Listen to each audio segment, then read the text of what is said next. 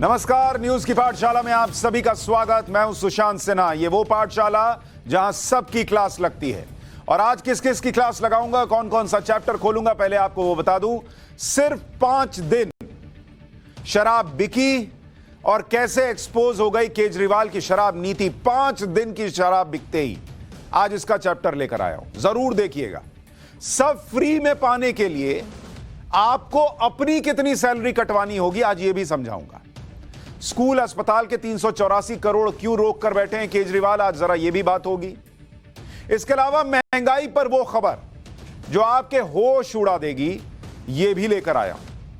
और आखिर में आपको बताऊंगा कि आंख मूंद कर एंटीबायोटिक खा लेने वालों की आंखें खोलने वाला चैप्टर क्या बताएगा। लेकिन पाठशाला में सबसे पहले दिन भर की सारी बड़ी खबरों का एक साथ रिवीजन, फिर खोलूंगा पहला चैप्टर।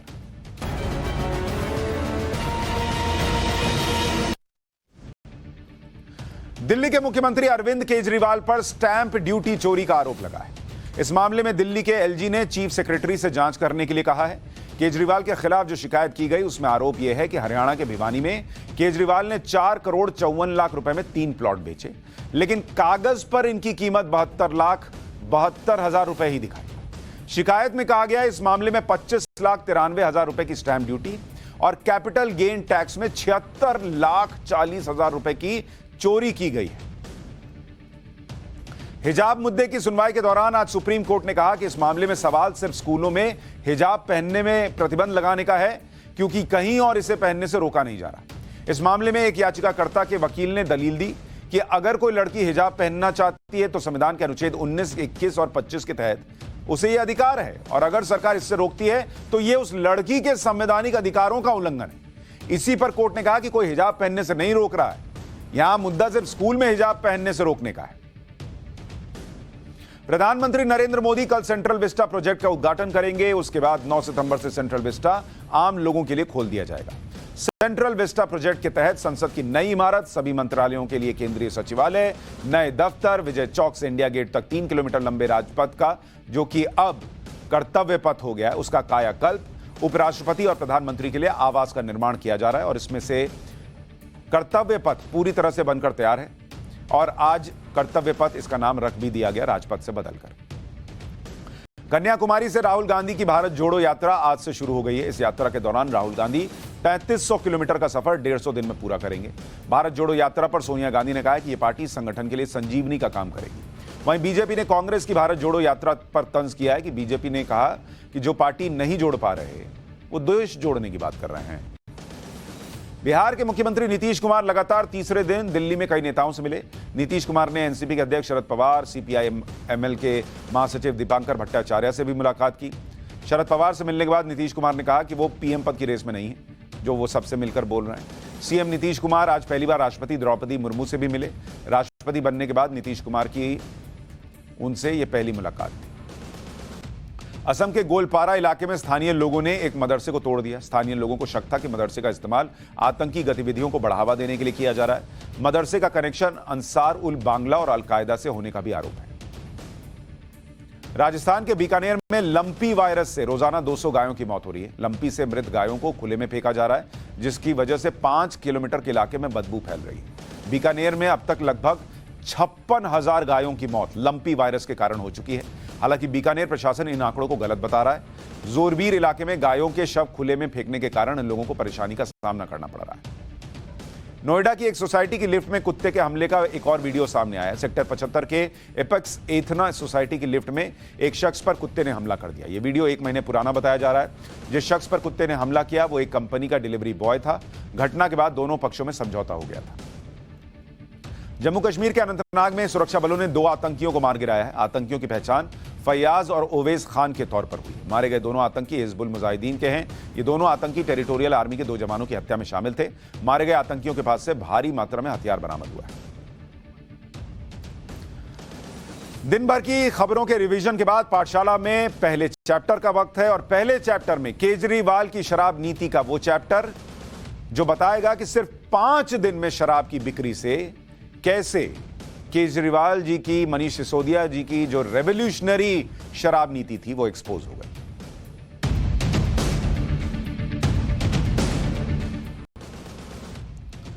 दिल्ली की शराब नीति पर बीते कुछ वक्त से बहुत बहस चल रही है। इस मामले में सीबीआई जांच भी चल रही है। आम आदमी पार्टी दावा कर रही है कि उनकी शराब नीति बेस्ट थी, मतलब उनकी वैसे भी सब कुछ ही बेस्ट होती है क्योंकि सर्टिफिकेट खुद देते हैं, लेकिन शराब नीति पर उन्होंने कहा था कि है बेस्ट, अब कहीं कोई वैसा है ही नहीं और इससे सरकार को बहुत पैसा मिलता। लेकिन मनीष सिसोदिया को फंसाने के लिए शराब नीति में गड़बड़ी की बात की जा रही है, आम आदमी पार्टी बोलती है और सीबीआई को इसलिए मनीष सिसोदिया के पीछे लगा दिया गया है।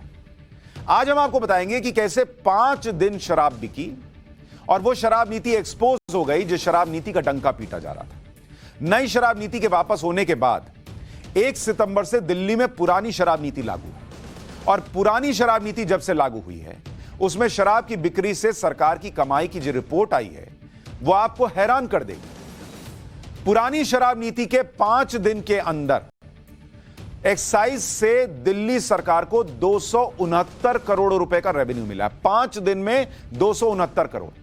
अभी पूरा गणित समझाऊंगा बोर्ड पर। इसमें एक्साइज ड्यूटी के साथ लाइसेंस फीस भी शामिल है। 500 में से 387 सरकारी ठेकों पर हर दिन औसत 8 लाख रुपए की सेल हो रही है। साल के अंत तक सरकारी ठेकों की संख्या 700 तक पहुंच सकती है। एक्साइज डिपार्टमेंट का कहना है कि आने वाले दिनों में सेल और बढ़ेगी, सेल बढ़ने से रेवेन्यू और बढ़ेगा। एक्साइज डिपार्टमेंट ने 430 ब्रांड के साथ 60 लाइसेंस को मंजूरी दी। अब नई शराब नीति की बात करता हूं, जरा आपको समझाता हूं कि वो नई शराब नीति जिसको कहा गया था कि भाई क्रांतिकारी है, बहुत क्रांतिकारी, वो नई शराब नीति और पुरानी शराब नीति का हाल क्या है। तो जो पुरानी शराब नीति, पुरानी शराब नीति और नई शराब नीति जो केजरीवाल सरकार लेकर आई थी, नई शराब नीति, ठीक है। अब दोनों के बारे में सुन ली। इससे पहले कमाई कितनी होती थी? जब यही शराब नीति चल रही थी तब कहा जाता था कि इससे कमाई होती थी 6,898 करोड़ रुपए, ठीक है। और नई शराब नीति जो लाई गई उससे कहा गया कि सालाना कमाई जो है वो बढ़कर 9,500 करोड़ रुपए हो जाएगी। यह दावा किया गया कि इतनी हो जाएगी, यह टारगेट था। दिल्ली में नई शराब नीति नवंबर 2021 में लागू की गई थी और दिसंबर 2021 से मार्च 2022 के बीच, यानी दिसंबर 2021 से मार्च 2022, इस बीच कितनी कमाई की इस नई नीति ने? 600 करोड़। दिसंबर, जनवरी, फरवरी, मार्च, 4 महीने में 600 करोड़ रुपए। फिर अप्रैल प्लस मई, इसमें कितनी कमाई की? इसमें इस नई शराब नीति ने कमाई की 528 करोड़ सीआर। जून 2022 में, जून 2022, इसमें कितनी कमाई की? 442 करोड़, 442 करोड़ सीआर, करोड़ का सीआर लिख रहा हूं। और जुलाई में, जुलाई 2022 में इस नई शराब नीति से कमाई कितनी हुई? 421 करोड़ रुपए के ऊपर, 0.82 करोड़ सीआर। तो अगर आप यानी नवंबर 2021 से लागू हुई शराब नीति के 8 महीने में जो कमाई हुई, 8 महीने में कमाई, वो कमाई हुई नई शराब नीति से करीब 2000 करोड़ रुपए, 2000 सीआर। और इसमें लाइसेंस फीस के नाम पर जो ये कहते हैं कि भाई हमने एक मुश्त पैसा ले लिया था, उस लाइसेंस फीस को जोड़ दीजिए, उसकी कमाई थी 8,900 करोड़ रुपए। तो अगर आप मोटे तौर पर मिलाइए कि भाई 8,900 करोड़ रुपए एक बार में आ गए होंगे सारे के सारे और 2,000 करोड़ रुपए की कमाई हुई, तो जो नई शराब नीति है इससे कमाई कितनी हुई टोटल 8 महीने में? वो कमाई बैठती है करीब करीब 10,900 करोड़ रुपए। यही कमाई हुई 10,900 करोड़ रुपए। अब आपको पुरानी शराब नीति फिर से लागू हुई उसका कैलकुलेशन बताता हूं। पुरानी शराब नीति फिर लागू हुई और उसके बाद क्या हुआ, पुरानी शराब नीति के लागू होने के बाद 5 दिन में 270 करोड़ की कमाई हुई है, यह दावा है। इस हिसाब से अगर आप एक महीने की कमाई, और यह मान लीजिए आप कि एक महीने में एवरेज इतना ही बिक रहा है, क्योंकि अभी वैसे भी गणेशोत्सव चल रहा है, हो सकता है कई लोग ना लगा रहे हो, तो हो सकता है ये बढ़ ही जाए, लेकिन मैं फिर भी एवरेज मानता हूं 270 5 दिन के हिसाब से, तो करीब करीब महीने की कमाई जो है वो 1620 करोड़ रुपए के आसपास बैठेगी एक महीने की। ये पुरानी शराब नीति जो लौटी है उससे। अभी ठेके कितने हैं? अभी ठेके हैं 387 और लक्ष्य रखा गया है कि कितने ठेके हो जाएंगे? 700। तो 387 ठेके पर कमाई कितनी है? 1620 करोड़ रुपए एक महीने में। तो अगर 8 महीने में देखें इसी एवरेज से, सोचें कि कोई ठेका नहीं बढ़ा, कोई सेल में बढ़ोतरी नहीं हुई, तो भी 8 महीने में कमाई कितनी हो जाएगी? 12,960 करोड़ रुपए की इस पुरानी शराब नीति से। और केजरीवाल जी की जो नई रेवोल्यूशनरी शराब नीति थी उससे कितनी कमाई थी? 10,900 करोड़ रुपए ये नई वाली शराब नीति से कमा रहे थे 8 महीने में। और अभी पुराने वाले से कितना हो रहा है? 12,960, बिना कोई बढ़ोतरी किए, बिना ठेके बढ़े, बिना कोई बिक्री बढ़े, एवरेज में 12,960 करोड़ है। तो आपसे तो कहीं ज्यादा है बॉस। और अगर मान लीजिए कि ये 700 ठेके का लक्ष्य हो गया तो कमाई भी महीने की बढ़कर जो है वो 1620 करोड़ से एवरेज डबल ना माने तो उससे थोड़ा कम ही माने तो 3000 करोड़ होगी। तो ये आंकड़ा बढ़कर 8 महीने में कितना हो जाएगा आपको पता है? 24,000 करोड़ रुपया। तो एक तरफ 24,000 करोड़ रुपए ये पुरानी शराब नीति, और दूसरी तरफ नई शराब नीति जो केजरीवाल जी लाए, उस नई शराब नीति से कमाई कितनी हो रही है? ये आपको 8 महीने का बता रहा हूं बॉस, ये हो रही है 10,900 करोड़ रुपए। अब आप मुझे बताइए, लोग सवाल नहीं पूछेंगे तो क्या करेंगे बॉस कि इस 24,000 करोड़ रुपए की कमाई देने वाले को आपने स्क्रैप कर दिया और 10,900 करोड़ रुपए की कमाई करने वाले को लेकर आए, और उसमें भी किस तरह से लेकर आए, ब्लैक लिस्टेड लोगों को लाइसेंस दिया नहीं दिया, ऐसे तमाम सवाल उठते हैं। और उसके बाद कहा जाता है कि हम तो वर्ल्ड बेस्ट नीति लेकर आए थे। ये शराब नीति की बात हुई। अभी रुकिए, अभी और बताऊंगा।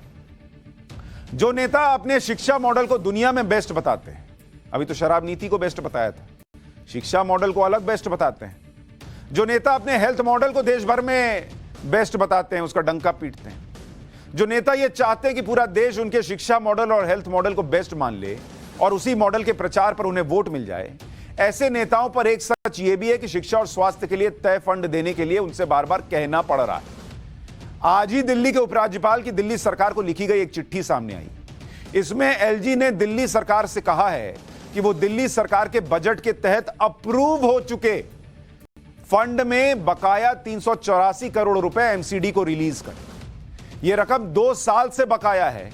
एलजी ने बताया कि शहरी विकास, शिक्षा और स्वास्थ्य सेवाओं के लिए एमसीडी को जो फंड मिलना चाहिए, वो एमसीडी जहां बीजेपी का शासन है, वो फंड पूरा नहीं मिला है, जबकि विधानसभा से अप्रूव्ड है।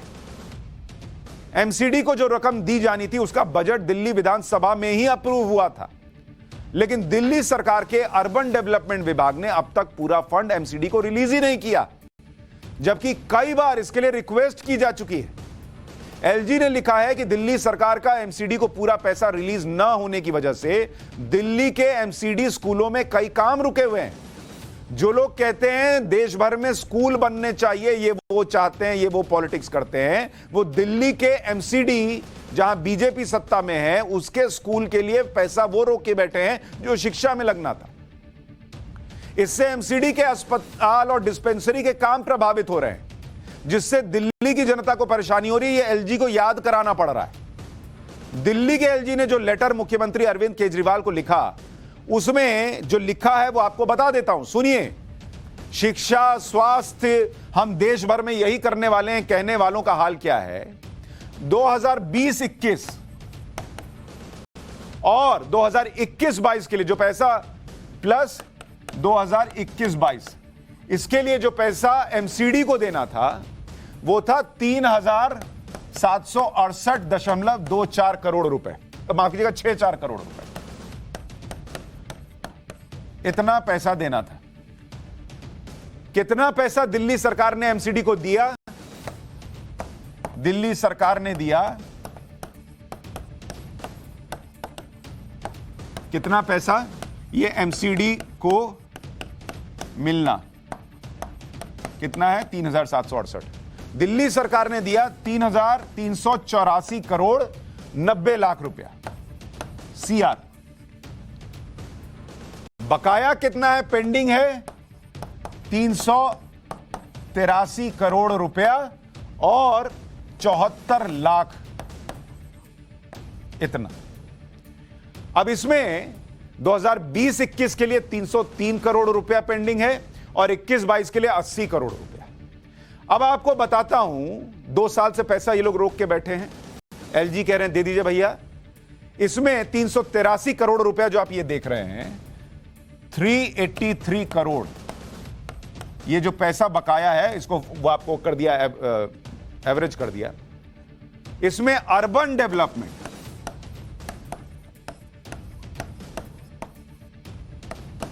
इसके लिए अर्बन डेवलपमेंट के लिए कितना पैसा बकाया है? करीब 56 करोड़ रुपए, करीब 56 करोड़ रुपए। और शिक्षा के लिए कितना बकाया है? स्कूल के लिए बाकी है 2 साल का, अगर मिला दीजिएगा तो 212 करोड़ रुपया शिक्षा के लिए बाकी है। बताइए, बच्चों की पढ़ाई के लिए 212 करोड़ रुपया वो बकाया लगाए बैठे हैं जो देश भर में कहते हैं स्कूलों के लिए काम होना चाहिए। फिर जो कहते हैं कि देश भर में स्वास्थ्य के लिए काम होना चाहिए, कुछ लोग तो कहते थे कि राम मंदिर की जगह भी हॉस्पिटल बन जाना चाहिए। वो लोग दिल्ली में स्वास्थ्य के लिए कितना रुपया रोके बैठे हैं? 115 करोड़ रुपया। किसी को लग सकता है मामूली है, 100 करोड़, 115 करोड़ है, 212 करोड़ है, लेकिन जो बच्चा एमसीडी के स्कूल में पढ़ रहा है, जो स्वास्थ्य सेवाएं लेने जा रहा है, उसके लिए जो सुविधाएं वहां होनी चाहिए अगर नहीं है तो किसी की जान पर बन सकती है, किसी का भविष्य अंधेरे में जा सकता है। ये 212 और 115 करोड़ रुपए। और रोक के क्यों बैठे बॉस? आप तो शिक्षा और स्वास्थ्य की बात करते हैं। जो लोग 2 साल से शिक्षा और स्वास्थ्य का बकाया फंड नहीं दे रहे, वो लोग ये दावा कर रहे हैं कि वो सभी स्कूलों को मॉडर्न बना देंगे।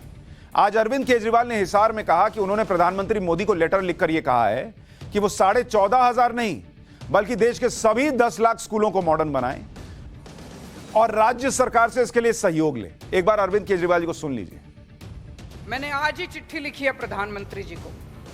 प्रधानमंत्री जी ने अभी 5 सितंबर को ऐलान किया कि 14,500 स्कूलों को केंद्र सरकार पूरे देश में अपग्रेड करेगी। बहुत अच्छी बात है, हम बधाई देते हैं उनको। लेकिन देश में 10 लाख, 10.5 लाख सरकारी स्कूल हैं। अगर 14,500 स्कूलों को किया जाएगा तो 100 साल लग जाएंगे सारे सरकारी स्कूलों को ठीक करने में। अब भारत इंतजार नहीं कर सकता। 130 करोड़ लोग बेचैन हो रहे हैं। मेरा उनसे निवेदन है, मैंने आज ही चिट्ठी लिखी है प्रधानमंत्री जी को, कि सारी राज्य सरकारों को एक साथ लीजिए और वॉर मोड में, मिशन मोड में हम अपने 10 लाख सरकारी स्कूलों को 5 साल के अंदर ठीक करके दिखाएंगे। इसका प्लान बनाते हैं। सारे सरकारी स्कूलों को शानदार बनाएंगे। दिल्ली में हमने सरकारी स्कूलों को ठीक किया, पूरे देश के अंदर भी ठीक कर सकते हैं। हम उसके लिए तैयार हैं। जो मदद हमसे चाहिए हम उसको करने के लिए तैयार हैं। दिल्ली में हमने कम पैसे में और बहुत शानदार स्कूल बना दिए। अब पंजाब के अंदर मान साहब सरकारी स्कूलों को ठीक करने में लगे हुए हैं। मतलब नरेंद्र मोदी ने योजना लागू की तो देश भर के स्कूल को अच्छा बनाना चाहिए, ये अरविंद केजरीवाल जी कह रहे हैं। बहुत अच्छी बात है, लेकिन फिर प्रश्न ये है कि आप स्कूलों का स्वास्थ्य का पैसा क्यों रोक कर बैठे? दूसरी बात यह है कि जो कह रहे हैं कि हमने बहुत अच्छा स्कूल बना दिया दिल्ली में, जरा अभी वो भी बताऊंगा। दिल्ली के जो शिक्षा मॉडल को बेस्ट बता रहे हैं अरविंद केजरीवाल जी, उसमें कहां कहां छेद हैं वो आपको पहले भी मैंने बताया, आज जरा रिवीजन करवाता हूं एक साथ। एक आरटीआई के मुताबिक फरवरी 2015 से मई 2022 तक दिल्ली में सिर्फ 63 नए स्कूल खोले गए। आम आदमी पार्टी और अरविंद केजरीवाल ने 2015 में 5 साल में 500 नए स्कूल खोलने का वादा किया था। 5 साल में 500 बोले, खोले हैं 7 साल से ज्यादा हो गया 63 स्कूल। यह है केजरीवाल मॉडल। आरटीआई से यह भी पता चला था कि दिल्ली के सिर्फ 33% सीनियर सेकेंडरी स्कूलों में साइंस की पढ़ाई होती है। हमने शानदार स्कूल खोल दिए, लेकिन मात्र 33% सीनियर सेकेंडरी स्कूल में साइंस पढ़ा रहे हैं, तो उसका क्या फायदा केजरीवाल जी? इसी साल अप्रैल में national commission for protection of child rights यानी एनसीपीसीआर ने सरकार से जवाब मांगा था कि दिल्ली के सरकारी स्कूल बिना हेडमास्टर या प्रिंसिपल के क्यों चल रहे हैं। एनसीपीसीआर के मुताबिक दिल्ली के 1027 सरकारी स्कूलों में 203 में ही हेडमास्टर या एक्टिंग हेडमास्टर या प्रिंसिपल थे। हेडमास्टर प्रिंसिपल है नहीं, लेकिन स्कूल चमक रहा है। इसी तरह सीबीसी की रिपोर्ट में दिल्ली के स्कूलों में क्लासरूम बनाने में गड़बड़ी की बात कही गई। इस रिपोर्ट में कहा गया था कि क्लासरूम बनाने के प्रोजेक्ट में तय रकम से ज्यादा पैसे खर्च किए गए, जबकि क्लासरूम तय संख्या से कम बने। तय हुआ था कि 194 स्कूलों में जरूरत के मुताबिक 6133 क्लासरूम बनेंगे, लेकिन 141 स्कूलों में 4027 क्लासरूम बने। एक क्लासरूम की औसत कीमत 33 लाख रुपए आई। दिल्ली सरकार ने टॉयलेट को भी क्लासरूम के साथ जोड़ लिया और उससे क्लासरूम की तरह प्रोजेक्ट किया। 194 स्कूलों में 37 करोड़ अतिरिक्त खर्च करके 1214 टॉयलेट बनाए गए, जबकि जरूरत 160 टॉयलेट की थी। और अभी कह रहे हैं कि हम देखिए कम पैसे में बना दिए स्कूल, यहां तो ज्यादा पैसे लग गए, उसकी सीवीसी जांच की बात कह रहा है। चलिए, जो भी किया, ऐसा नहीं है कि बिल्कुल काम नहीं हुआ, थोड़ा बहुत काम हुआ है, लेकिन उस थोड़े बहुत काम से क्या अचीव हुआ है? दिल्ली के सरकारी स्कूलों का रिजल्ट आपको बताता हूं, जरा इसको सुनिए, क्योंकि आप दिल्ली मॉडल सुनते होंगे और सोचते होंगे कि दिल्ली मॉडल वाकई सच में जबरदस्त है। कक्षा 10 का रिजल्ट देखिए, कक्षा 10 का रिजल्ट, और ये कहां का बता रहा हूं आपको? ये आपको बता रहा हूं उसी दिल्ली का जिसका मॉडल जो है वो चमचमा के बेच दिया जाता है। 2012 में मुख्यमंत्री कौन थी? शीला दीक्षित थी दिल्ली की। तब क्लास 10th का सरकारी रिजल्ट कितना था? 98.83%। दिल्ली के सरकारी स्कूलों का रिजल्ट था 10वीं का 98.83, करीब 99%। और आज हम 2022 में खड़े हैं, 2022, और रिजल्ट आया है 81.36% दिल्ली के सरकारी स्कूलों का।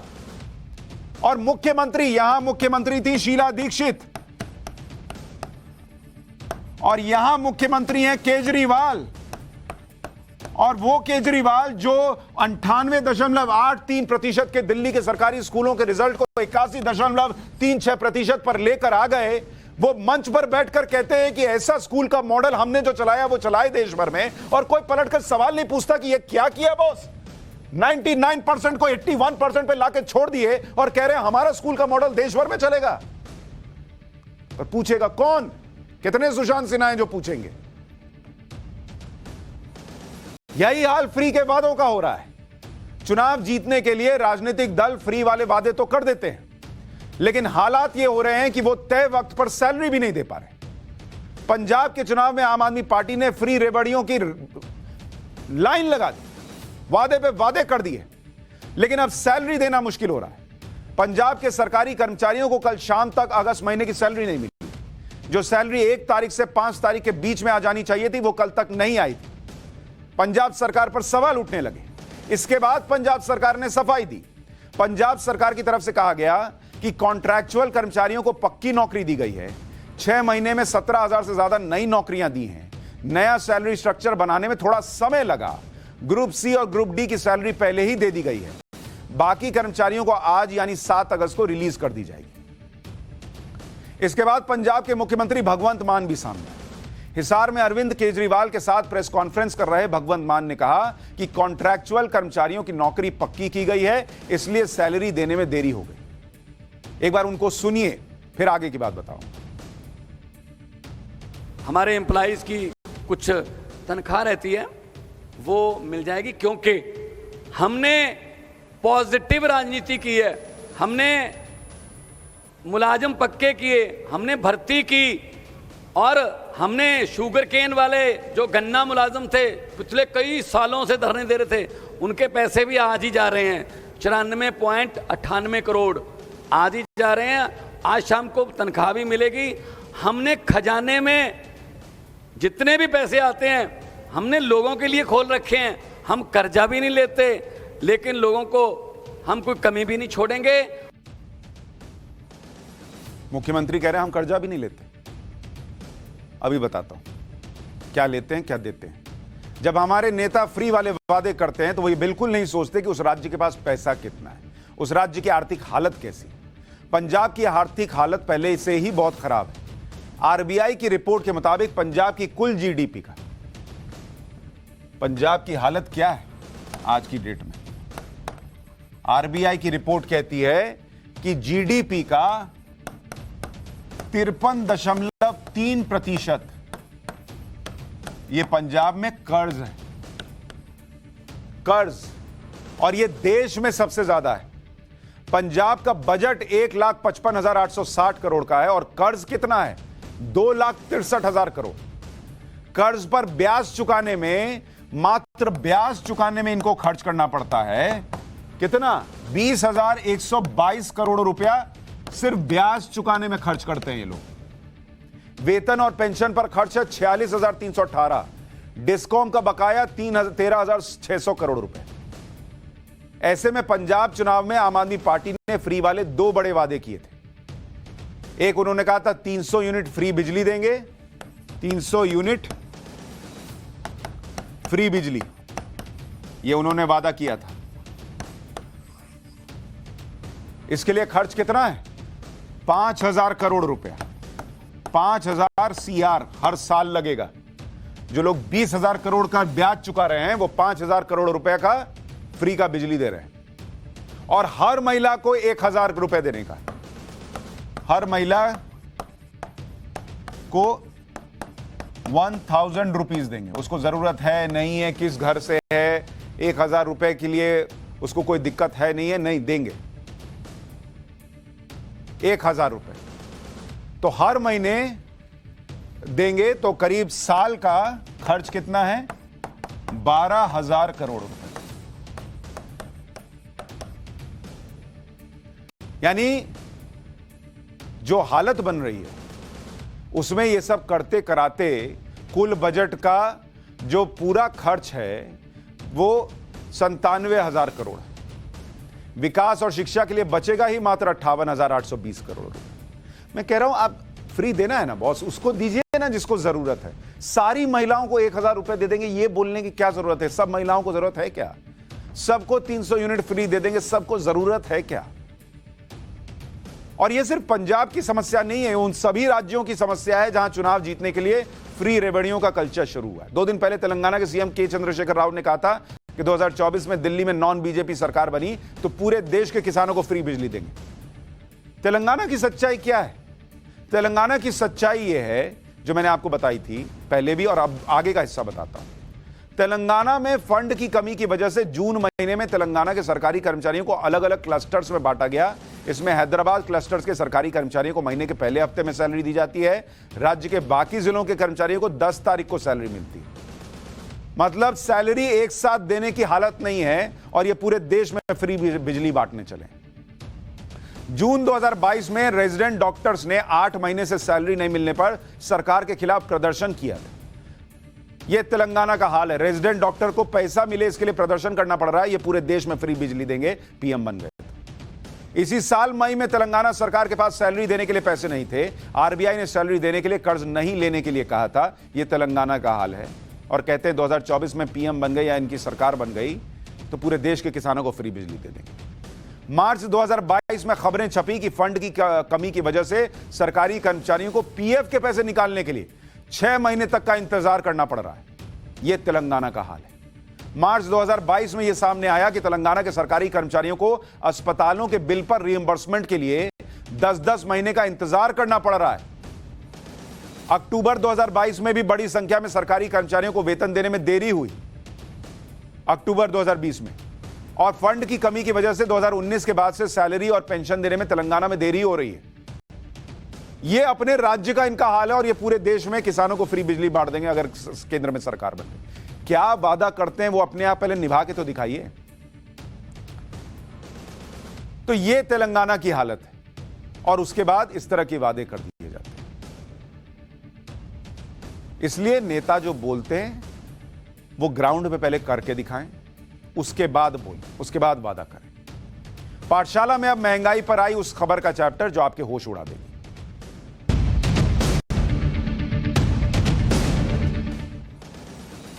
जो लोग भारत में महंगाई की बात करते हैं, जो लोग अर्थव्यवस्था को बदहाल बताते हैं, जो लोग भारत के श्रीलंका बन जाने वाली बातें कर रहे हैं, उन्हें आज मैं बताऊंगा कि महंगाई असल में होती क्या है, असल में अर्थव्यवस्था की बदहाली होती क्या है, असल में लोगों की परेशानी क्या होती है और असल में कौन से देश महंगाई से बेहाल है। आपको सबसे पहले यूरोप का उदाहरण देकर बताता हूं कि वहां पर महंगाई से कैसे सरकारें त्रस्त हैं और कैसे लोगों को बचाने और अर्थव्यवस्था को चलाए रखने के लिए बड़े बड़े राहत पैकेज देने और ऑफर देने की मजबूरी आ गई।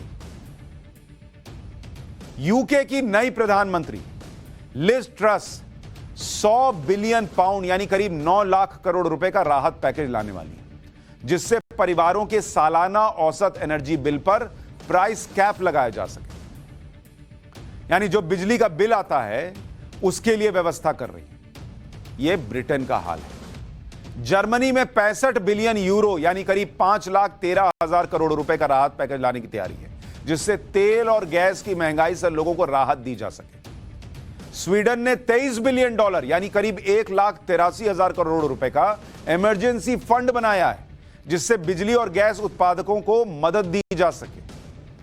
स्पेन ने $9.5 बिलियन यानी करीब 75,000 करोड़ रुपए का आर्थिक पैकेज दिया है, जिससे महंगाई से आम लोगों को राहत मिल सके। यह दुनिया जो है वो कोरोना के संकट के बाद और रूस यूक्रेन के बाद कैसे बाप बाप कर रही है उसकी स्थिति है, कैसे कमर टूटी हुई है दुनिया की उसकी स्थिति है। और भारत जो सबसे तेजी से बढ़ती अर्थव्यवस्था है, वहां हमारे घर में ही लोगों को दिक्कत है। यूरोप में यह स्थिति इसलिए बनी क्योंकि रूस यूक्रेन युद्ध के बाद से तेल और गैस के दाम बढ़ गए और इसी से भयंकर महंगाई की स्थिति है। 2021 के मुकाबले 2022 में यूरोप में गैस की होलसेल प्राइस 400% बढ़ चुकी है, यानी पिछले साल के मुकाबले 400% ग्रोथ है। पिछले साल यूरोप को 40% गैस रूस से सप्लाई हुई थी, जो सप्लाई इस साल रुक गई। रूस से गैस सप्लाई रुकने से यूरोप में गैस और बिजली के दाम रिकॉर्ड लेवल पर है। बिजली बनाने में गैस का इस्तेमाल होता है तो बिजली की कीमतें भी रिकॉर्ड लेवल पर है। यह दुनिया का हाल है। तेल, गैस, बिजली महंगी होने से पूरा यूरोप त्रस्त है, क्योंकि इससे वहां महंगाई चरम पर है और कॉस्ट ऑफ लिविंग बहुत बढ़ गई है। यूके में महंगाई दर 10.1% है, जो 40 साल के रिकॉर्ड लेवल पर है। अगले साल यूके में महंगाई दर 22% पर पहुंचने का अनुमान है, 22% पर बॉस। जर्मनी में महंगाई दर 8.8% है, जो करीब 50 साल का रिकॉर्ड है और इस साल के अंत तक जर्मनी में महंगाई दर जो है वो डबल डिजिट में पहुंच जाएगी। एस्टोनिया में महंगाई दर 25% के ऊपर है, लिथुआनिया में 21% के ऊपर, लातविया में 20-21% पर है, स्पेन में 10.3% पर महंगाई दर है। पूरे यूरोजोन में अगस्त में महंगाई दर 9% के ऊपर रही, जो एनर्जी प्राइस और खाने पीने की चीजों के महंगे होने की वजह से रिकॉर्ड लेवल पर है। यूरोप में इस महंगाई से जनता त्रस्त है और इसी वजह से लोगों को राहत देने और अर्थव्यवस्था चलाए रखने के लिए यूरोप के देशों को अलग अलग ऑफर देने पड़ रहे हैं।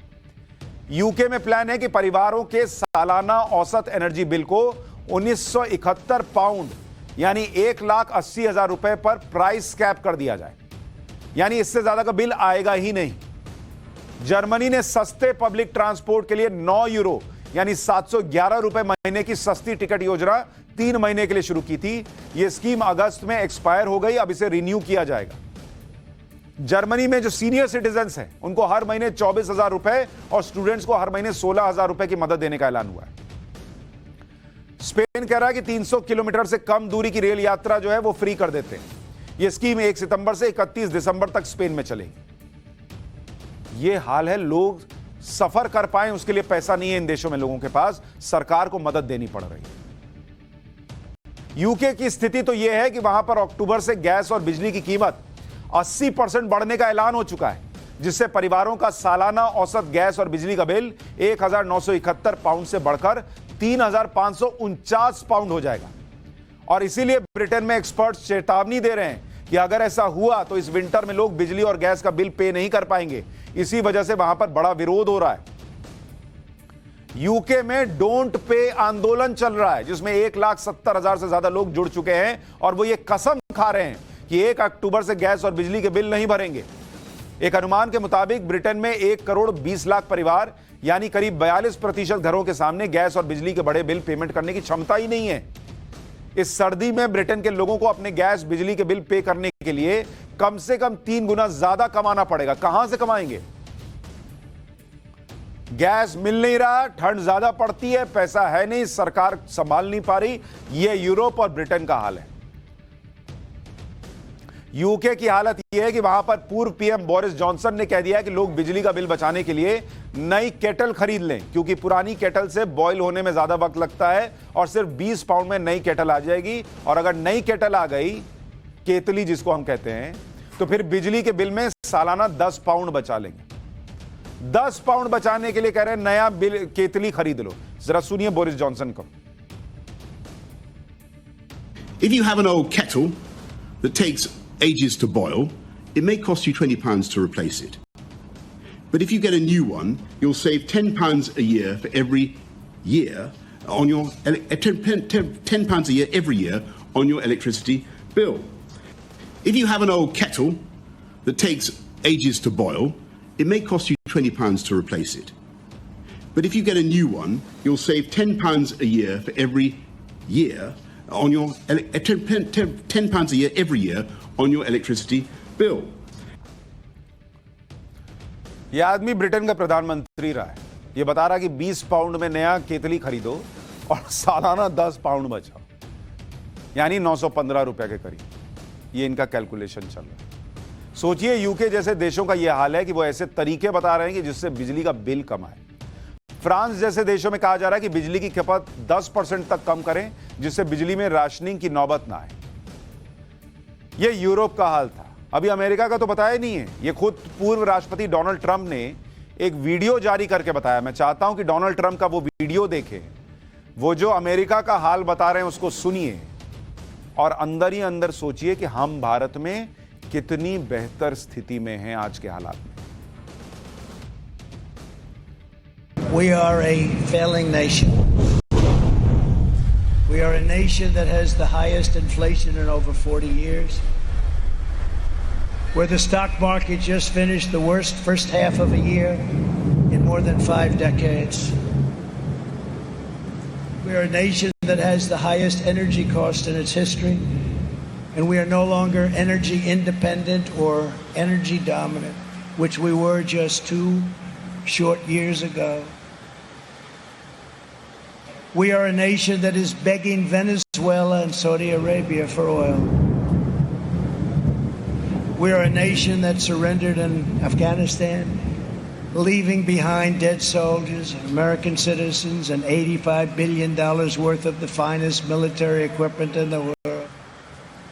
We are a nation that allowed Russia to devastate a country, Ukraine, killing hundreds of thousands of people, and it will only get worse. We're a nation that has weaponized its law enforcement against the opposing political party like never before. We've never seen anything like this.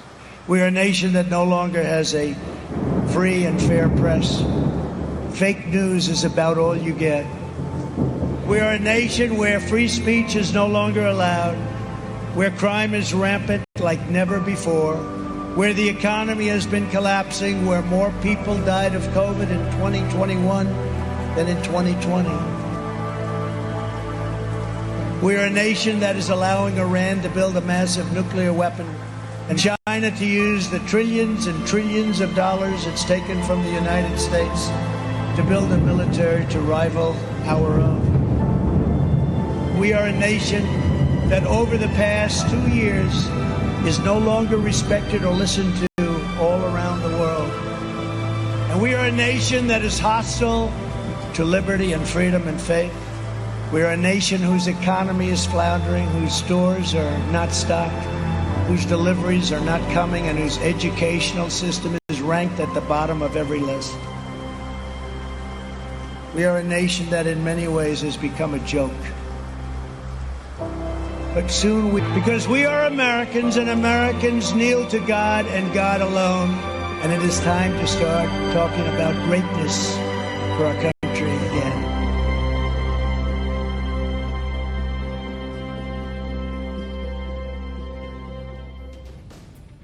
Britain से लेकर America तक सबकी हालत खराब है और भारत सबसे तेजी से बढ़ती अर्थव्यवस्था है।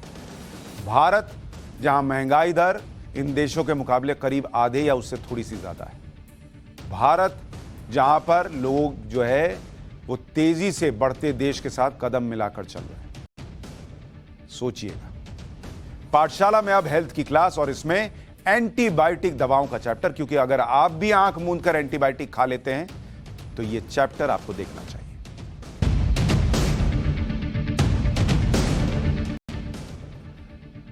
भारत में अंधाधुंध एंटीबायोटिक दवाएं खाई जाती हैं। बुखार हुआ, पहले पैरासीटामोल खाया, 2 दिन नहीं उतरा, अरे एंटीबायोटिक शुरू करो। इसके फायदे और नुकसान की तो बात ही नहीं होती। कई बार लोग बिना डॉक्टर की सलाह के मेडिकल स्टोर से खुद एंटीबायोटिक खरीद कर खा लेते हैं।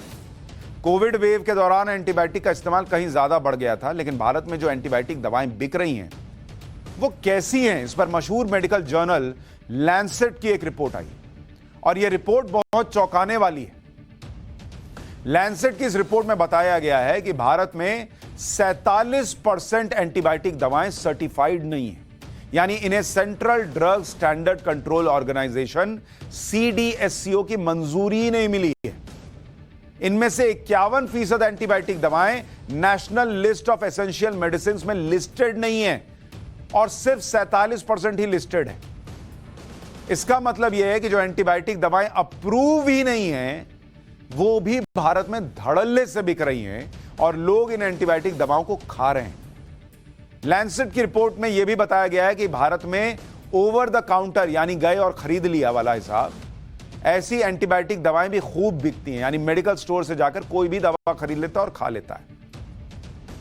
साल 2019 में भारत में 216 करोड़ 50 लाख एंटीबायोटिक दवाओं के पैक बिके थे, जिनमें 10,100 ब्रांड्स और 1,098 फॉर्मुलेशन शामिल है। लैंसेट ने भारत में सबसे ज्यादा बिकने वाली 2 एंटीबायोटिक दवाओं का नाम भी लिया है, जिनमें एक है एजिथ्रोमाइसिन, जिसकी सबसे ज्यादा 28 करोड़ 40 लाख डोज ली गई। यह दवा कोविड के दौरान खूब बिकी थी और लोगों ने बिना सोचे समझे खूब खाई। दूसरा नाम है सेफिक्साइम एंटीबायोटिक। इस दवा की 20 करोड़ डोज ली गई।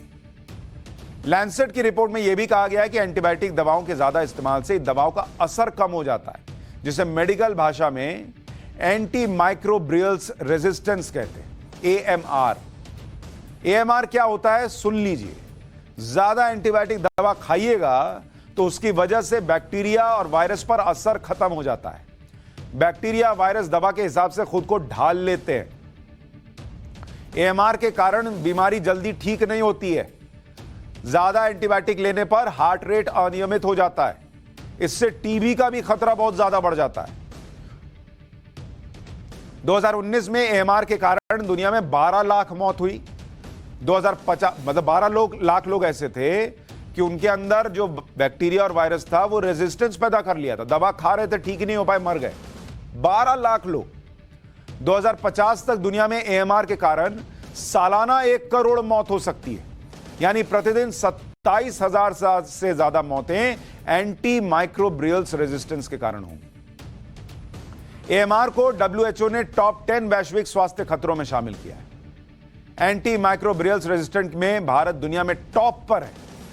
यह वो कंडीशन होती है जब एंटीबायोटिक के एक्सेस इस्तेमाल के कारण दवा ही आपकी दुश्मन बन जाती है। सुनिए।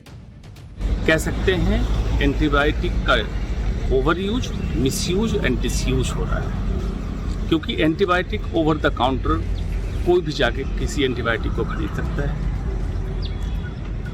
रजिस्टर्ड मेडिकल प्रैक्टिशनर जो MBBS के डॉक्टर नहीं हैं, जिनको गांव देहात में, उनको भी अधिकार है, पावर है, लिख सकते हैं एंटीबायोटिक और एंटीबायोटिक लिखते हैं। इस तरह से एंटीबायोटिक के इस्तेमाल के कारण बैक्टीरिया जब रेजिस्टेंट होने लगता है तो एक खास किस्म का बैक्टीरिया निकल के आता है जिसको कहते हैं सुपर बग, मतलब मल्टीपल एंटीबायोटिक रेजिस्टेंट बैक्टीरिया। इसमें जब एंटीबायोटिक की जरूरत होती है तो इन बैक्टीरिया पे एंटीबायोटिक काम नहीं करता। एंटीबायोटिक का ओवर यूज, मिसयूज हो रहा है। एंटीबायोटिक दवाओं का ज्यादा इस्तेमाल किस तरह से हमारी इम्यूनिटी को कमजोर करता है, यह भी समझिए। जब भी शरीर पर इंफेक्शन होता है शरीर में, तो हमारी इम्यूनिटी उससे लड़ती है। किसी भी बाहरी संक्रमण से शरीर के व्हाइट ब्लड सेल्स एक्टिव हो जाते हैं। WBC व्हाइट ब्लड सेल्स में बी सेल और टी सेल होते हैं। बी सेल इंफेक्शन के खिलाफ लड़ते हैं और टी सेल संक्रमित कोशिकाओं से लड़कर उन्हें खत्म करते हैं। जब आप एंटीबायोटिक लेते हैं तो एंटीबायोटिक दवा पहली बार में तो इंफेक्शन से लड़ लेती है, लेकिन बी सेल और टी सेल इंफेक्शन से नहीं लड़ते क्योंकि आपने उनको काम करने नहीं दिया, बल्कि एंटीबायोटिक के कारण ये सेल कम हो जाते हैं। ऐसे में जब अगली बार इंफेक्शन का अटैक होता है तो इन सेल्स को इंफेक्शन से लड़ाई का कोई अनुभव ही नहीं होता, क्योंकि लड़ तो आपके लिए जाकर एंटीबायोटिक लिया था। इनको लगा इसको तो मेरी जरूरत नहीं है, ये चल दिए कि अगली बार भी एंटीबायोटिक से काम करा लेना। अब इससे क्या होता है कि आपकी इम्यूनिटी कमजोर हो गई। एंटीबायोटिक दवाएं लेने में भारतीय सबसे आगे, और इसके पीछे कारण भी।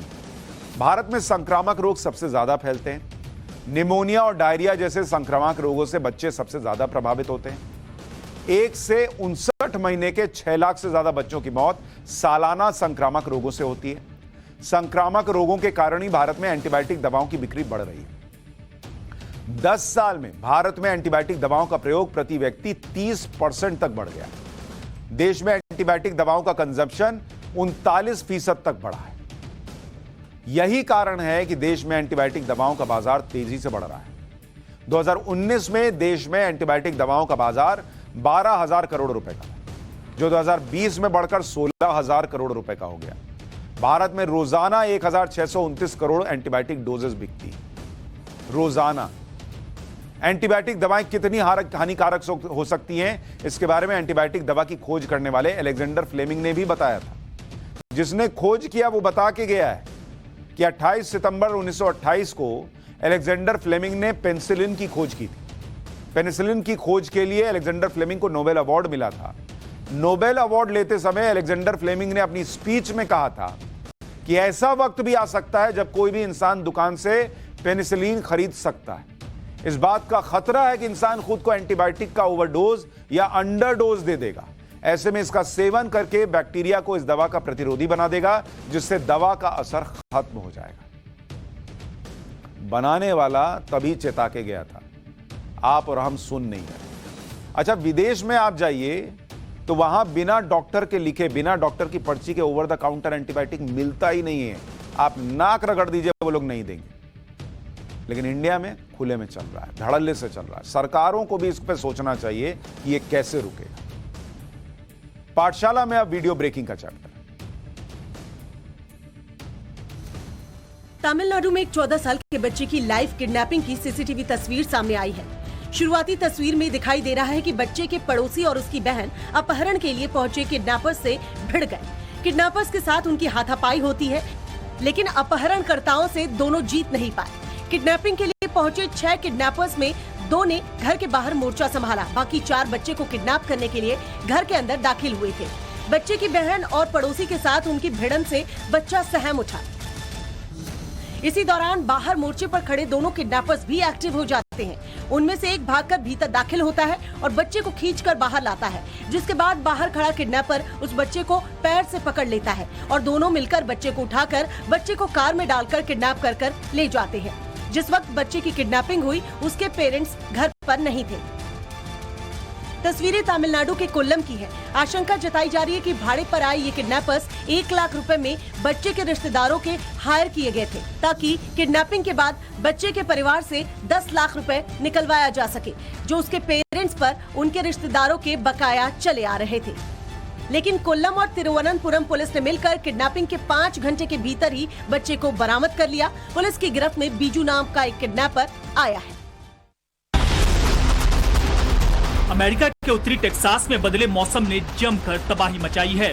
भारी बारिश और तूफानी हवाओं के कारण डलास में कई इमारतों को नुकसान पहुंचा है। इमारतें रेत के टीलों की तरह जमीन में धराशायी हो गई। एक बिल्डिंग के पास खड़ी कार को भी भीषण नुकसान हुआ है। बिल्डिंग के बाहर लगे वुड ब्लॉक्स भीषण आंधी के दौरान गिरी बिजली ने उखाड़ दिए और बाहर खड़ी कार को कबाड़ में तब्दील कर दिया। कार की विंड स्क्रीन, उसकी छत और पूरी बॉडी ऐसे टूट गई है जैसे कुदरत ने अपने पैरों तले कार को रौंद दिया हो। आंधी तूफान के दौरान गिरी बिजली ने इस इमारत को भी काफी नुकसान पहुंचाया है। इसके बाहर की दीवार का कचूमर निकल गया है। कंस्ट्रक्शन साइट्स पर खड़ी जेसीबी लकड़ी की बल्लियों और बिल्डिंग मटेरियल्स के नीचे दब गई। करोड़ों वोल्ट की बिजली गिरने पर इस पेड़ के चिथड़े उड़ गए। पेड़ जलकर जमीन पर आ चुका है। घरों में इलेक्ट्रिकल अप्लायंसेस बेकार हो गए हैं। साइड वॉक को बंद करना पड़ा है।